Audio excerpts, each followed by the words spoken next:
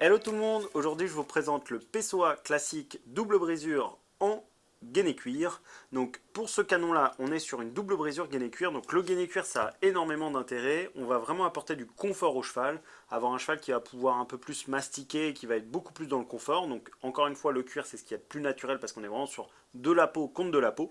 L'intérêt du cuir c'est surtout qu'avec la mastication il y a plein de petites aspérités qui vont apparaître évidemment, mais à contrario de certains matériaux comme de la résine, des choses comme ça, ces petites aspérités au moment où elles sont dans la bouche elles sont tout de suite gommées parce que ça va tout de suite s'assouplir.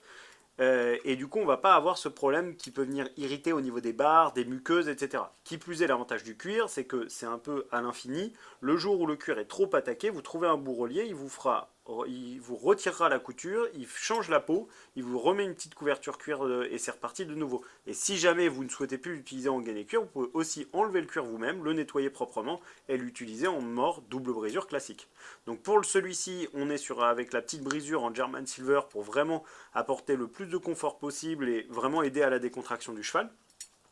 Donc là on est sur de la double brisure pour vraiment éviter cette gêne qui peut en tout cas gêner pas mal de chevaux avec l'attaque de la simple brisure dans le palais. Donc sur celui-ci on est sur un Pessoa dit classique chez nous, donc un Pessoa 3 anneaux. L'idée du Pessoa c'est vraiment d'avoir un effet abaisseur pour des chevaux qui vont avoir une action un peu montante comme ça, c'est vraiment de réussir à les redescendre, d'entraîner une petite session de nuque et réussir à les redescendre vers soi et les ramener près de soi. Donc là on est vraiment sur un mort qui peut s'adresser à tout niveau. L'intérêt de celui-ci qui plus est, c'est que vous allez mettre vos montants de filet ici et vous pouvez positionner vos rênes ici, ou bien utiliser une petite alliance et du coup jouer sur différentes possibilités, différents degrés pour gérer un petit peu l'action que l'on souhaite avoir en fonction de son cheval et de sa problématique.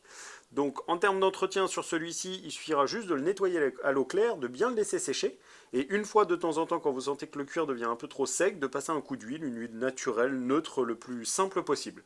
Il va exister en 125 et en 135. Voilà, j'espère vous avoir apporté un maximum d'informations. Si jamais vous avez des questions, n'hésitez pas. Et à très bientôt chez Jumpin.